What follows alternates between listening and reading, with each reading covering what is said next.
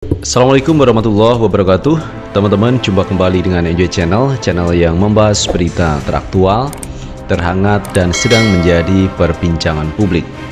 Sahabat Enjoy Channel, kali ini yang akan kita bahas mengenai pemilu 2024 yang hari-hari ini menuai sorotan publik karena banyak mahasiswa kemudian aktivis turun ke jalan menyuarakan terkait hak angket, menyuarakan terkait pemakzulan Jokowi, menyuarakan terkait kecurangan pemilu. Sehingga ini menjadi dilema tersendiri di pemilu 2024. Bahkan Pak Mahfud MD mengatakan ini pemilu yang terjelek. Nah teman, untuk lebih jelasnya coba kita tonton video dari Pak Mahfud MD.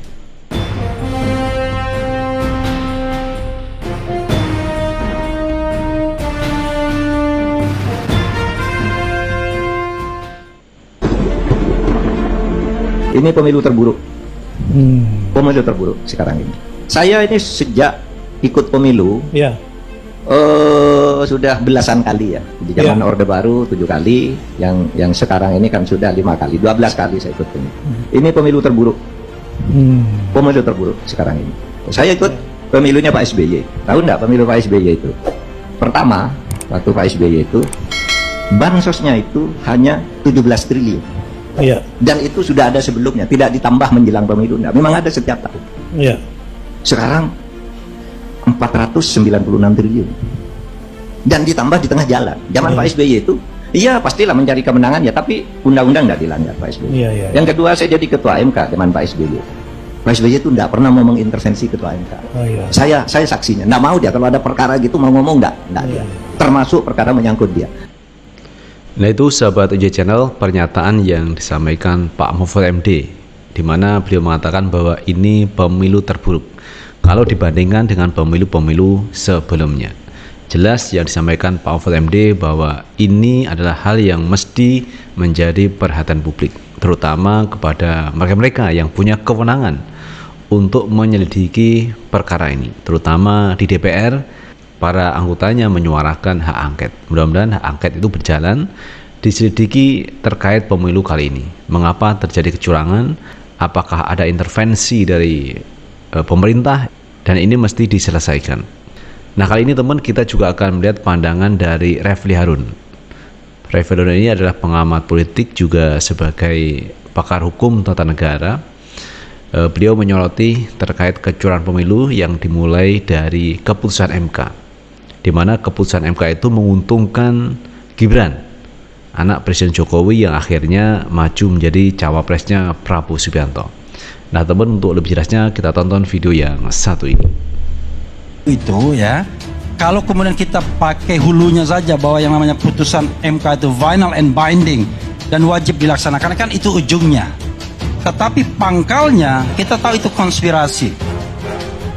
Pada tanggal 19 September rapat permusyawaratan hakim itu menolak semua permohonan yang terkait di bawah 40 tahun bisa nyalon. Itu tanggal 19 September. Tiba-tiba tanggal 21 September datang Paman Usman. Dia pengaruhi beberapa hakim, maka posisinya 54 jadinya. Yang tadinya posisinya tidak 54. Jadi posisinya tadinya 71 atau 62. Karena Guntur Hamzah dari awal mengatakan kabul, dan kabul. Tapi kemudian yang terjadi adalah Paman Usman datang dan 4 orang hakim terpengaruh, maka kemudian posisinya 54. Tetapi Bang Karni dan saya kira semua sudah paham dan tahu, 2 orang hakim itu menyampaikan concurring opinion, yaitu pendapat tambahan dari mengabulkan. Tapi kalau kita baca concurring opinionnya, Eni Nurbaningsih dan Daniel Yusmik mengatakan yang bisa itu dia minta adalah gubernur saja, baik sudah selesai menjabat maupun sedang menjabat. Maka kemudian kalau kita tidak terburu-buru, kalau kemudian tidak dipaksa terburu-buru putusan itu, sesungguhnya belum selesai putusannya, harus dikompromikan lagi. Dan paling tidak kalau kita pakai konstruksi concurring opinion tersebut, berarti yang disepakati adalah kalau berpengalaman menjadi gubernur dan atau sedang menjabat gubernur. Kan itu yang disepakati 5 orang sesungguhnya. Tapi dipaksakan, makanya kemudian Hakim Konstitusi Wakil Ketua Saldi Isra merasa heran dengan dua hal. MK kok cepat sekali berubahnya. Kedua, ini barang belum selesai, tiba-tiba sudah diputuskan. Nah, dari sana ya kawan-kawan semua, kita tahu akhirnya bahwa negara, atau tadi Bang Yusril nggak mau bilang negara, karena negara itu ada pemerintah, ada warga negara, dan ada wilayah. Tapi penguasa itu akhirnya cawe-cawe dalam pemenangan proses berpemilu ini. Karena Gibran ada di sana.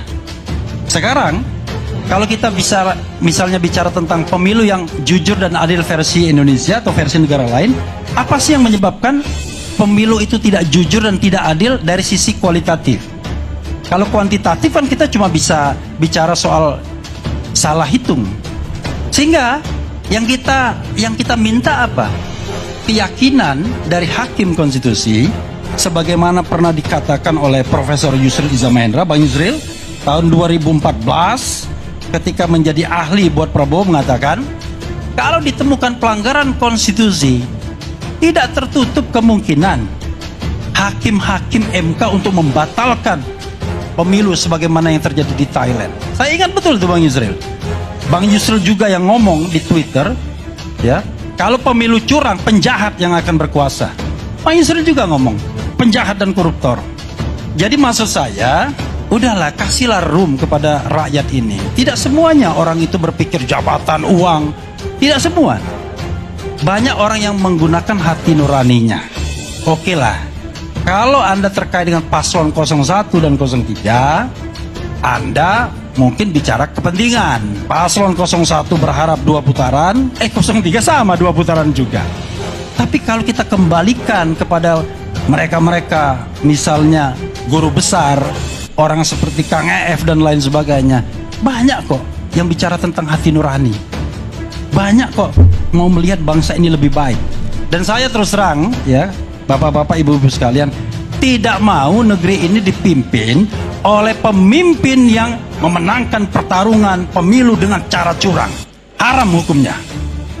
Karena itu pertanggungjawaban dunia akhirat.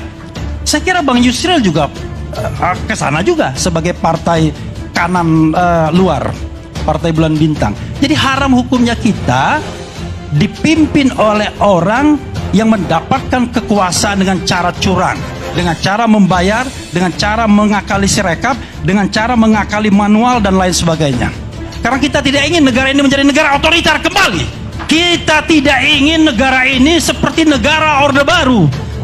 Karena itulah kita butuh perlawanan agar demokrasi kita tetap tegak. Sudahlah, kita tahu putusan 9. Nah, itu sahabat Enjoy Channel, pernyataan yang cukup keras dan kritis yang disampaikan Pak Refli Harun, bahwa demokrasi kita itu memang bermasalah saat ini. Diperlukan pemimpin yang jujur, menjaga etika, agar demokrasi ini semakin kualitasnya semakin baik. Oleh karena itu, memang diperlukan pemimpin yang punya etik, teman ya. Menghargai etika, menjunjung tinggi etika, itu penting sekali. Dan itu mestinya dicontohkan oleh seorang kepala negara yang menjaga etika yang cukup tinggi. Nah teman, terkait hal itu semua, coba kita melihat juga bagaimana perkembangan realcon yang ada di KPU, di jurdil2024.org maupun di Kawal Pemilu.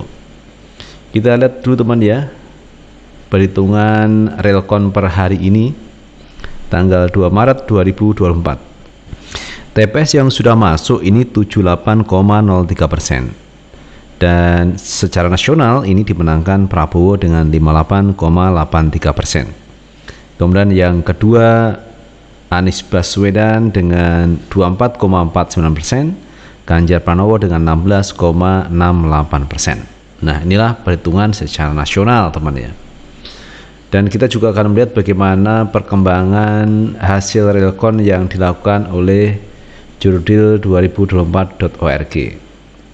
Kita lihat teman-teman, data yang sudah masuk TPS-nya 10.287. Ini kita lihat Pak Anies di paslon 01 mendapatkan 37,65%. Prabowo mendapatkan 37,10%. Kemudian Ganjar Pranowo mendapatkan 25,26%. Jadi antara Anies sama Prabowo ini hampir imbang teman.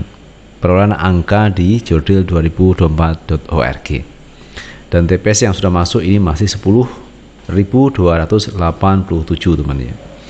Kemudian kalau kita lihat di kawal pemilu teman ya.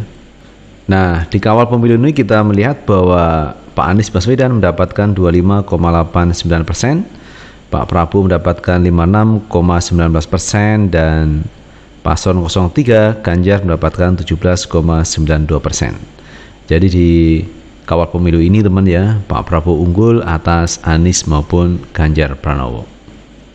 Nah itu teman perkembangan per hari ini terkait relkon yang sudah dikumpulkan oleh KPU maupun jurdil dan kawal pemilu.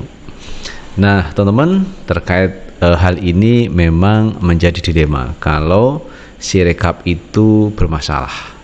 Yang kemarin dikatakan Roy Suryo bahwa IP-nya itu ada di Singapura, kemudian dia katakan juga sudah dipindahkan di Indonesia. Nah ini mestinya menjadi perhatian, dan banyak pihak yang meminta supaya KPU ini diaudit secara independen teman. Kenapa kinerjanya seperti itu, apakah ada pelanggaran hukum? Nah ini yang perlu diselidiki. Makanya hak angket yang dilakukan DPR itu memang salah satu jalan yang baik agar demokrasi ini teman ya, agar demokrasi ini semakin lama semakin baik, pemilunya semakin lama semakin baik, karena pemilu ini sebagai salah satu cara untuk memilih pemimpin yang benar-benar punya kualitas, tidak pemimpin yang didapat dengan cara kecurangan atau dengan rekayasa. Maka diperlukan orang-orang yang punya integritas untuk kepentingan bangsa dan negara, bukan untuk kepentingan pribadi atau keluarga. Karena Indonesia ini bukan milik perorangan, bukan milik keluarga, tetapi Indonesia ini milik seluruh rakyat Indonesia. Karena kalau terjadi sesuatu pada negara ini, maka efeknya kepada rakyat juga. Nah itu sahabat Enjoy Channel yang bisa kita bahas. Terima kasih sudah menonton. Jangan lupa tetap like, subscribe, share, dan komen di channel ini agar kita bisa membangun channel ini menjadi lebih baik lagi. Sukses selalu. Assalamualaikum warahmatullahi wabarakatuh.